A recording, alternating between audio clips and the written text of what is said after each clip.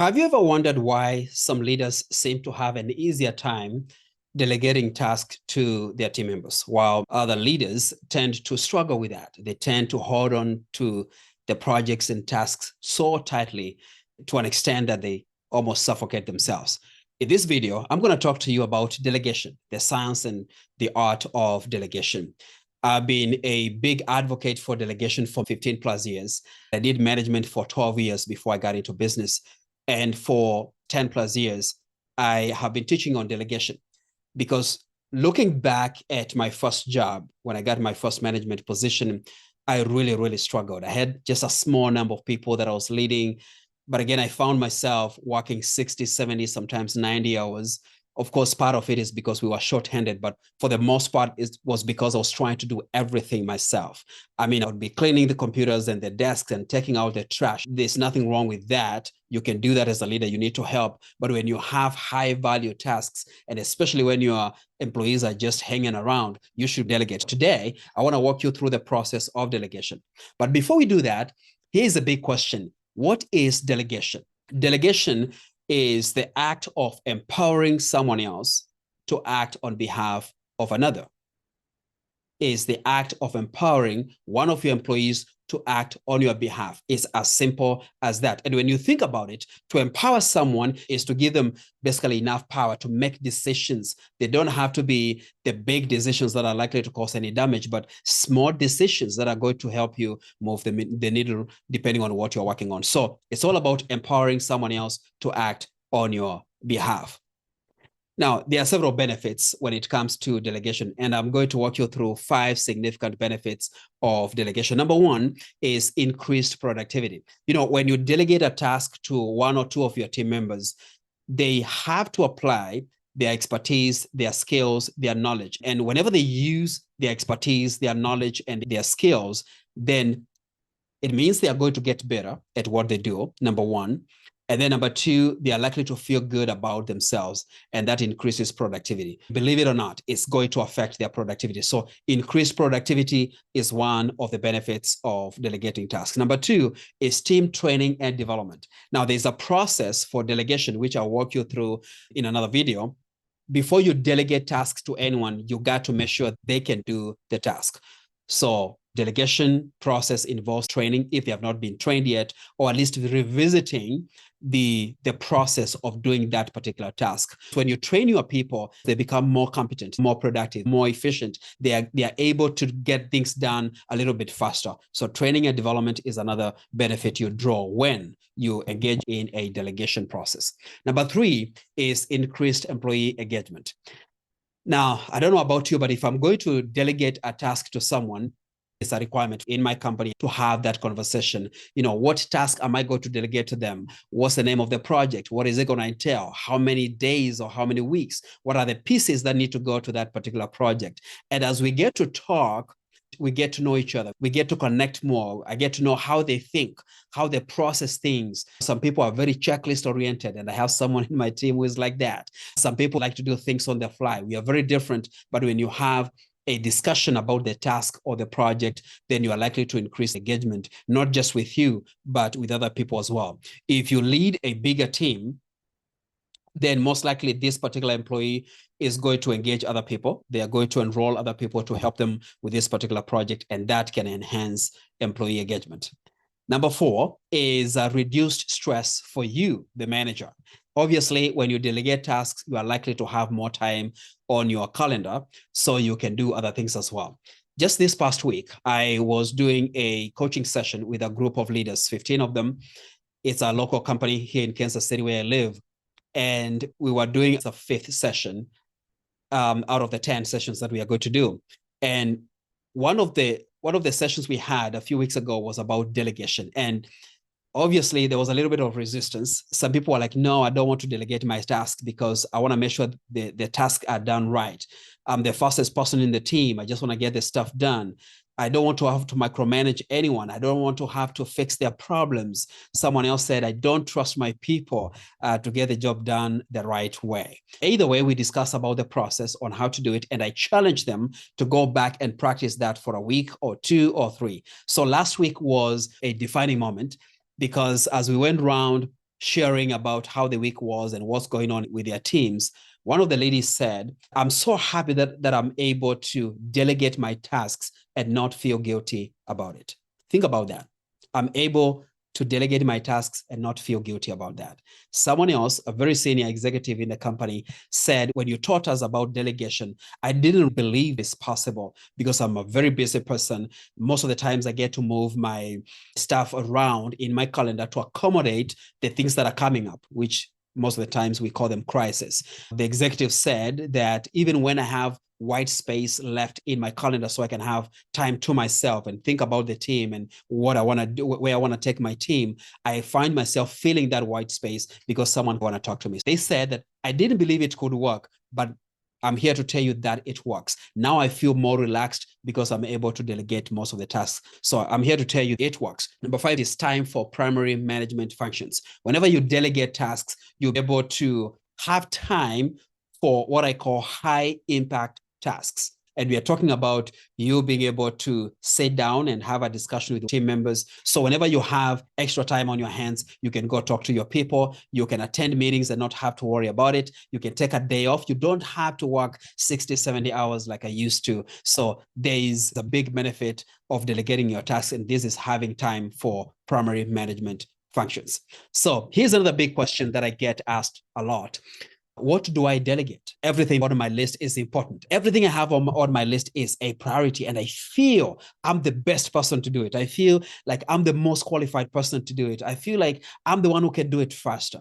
And that could be true to an extent. So I'm going to walk you through six categories of tasks to need to delegate. Those are the 6 rules. Okay, I know I'm butchering them, but here's the first one. The first is tiny tasks. These are the small things that seem inconsequential. Like they're just going to take 2 minutes or 5 minutes. I'm just going to knock them out. But those tiny things eat up your time. So that's rule number 1. Rule number 2 is tedious.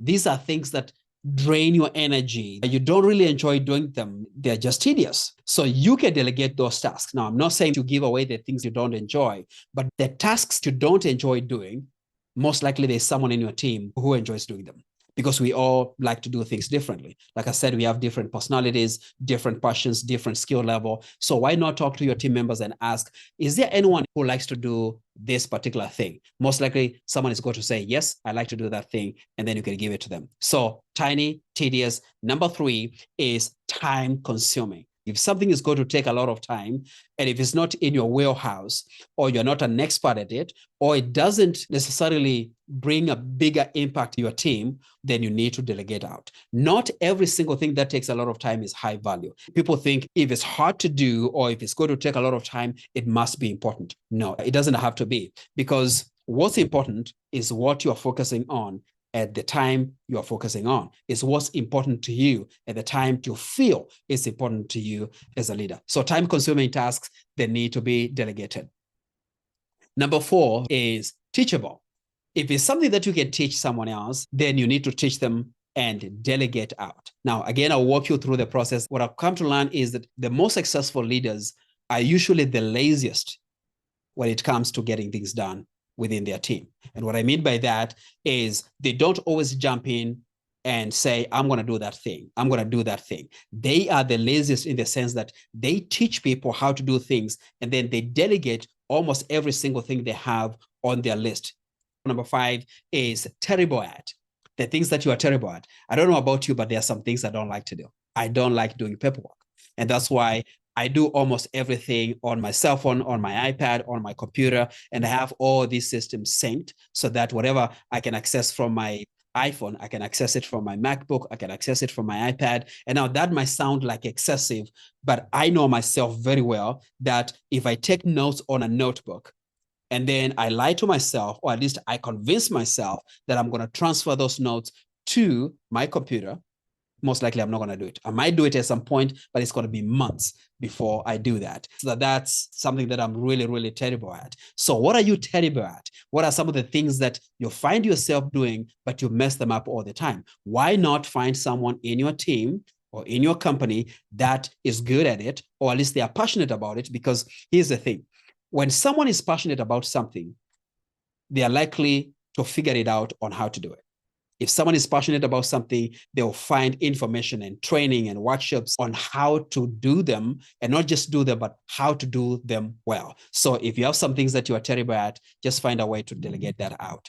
And the last rule is time sensitive. Again, there's a misconception that if something is urgent, I have to be the one doing it. There's a place for that. And I get it if you're under pressure as a leader, pressure from your management, pressure from your clients or your customers, pressure from situations. If you have to jump in and get things done, that's okay. But if it's happening a lot, then it means there's an underlying problem. When tasks are time sensitive, most likely there's someone in your team who can do that faster than you can. So let's say something like data entry, putting stuff in the computer. I don't do that every day. I'm not even the fastest typer. I can type. I mean, I know where the keys are, but only do it when it's necessary. But let's say there's someone who is on the computer all the time doing data entry, and I get a call from my boss and go like, hey, can I get that data in the next 2 hours?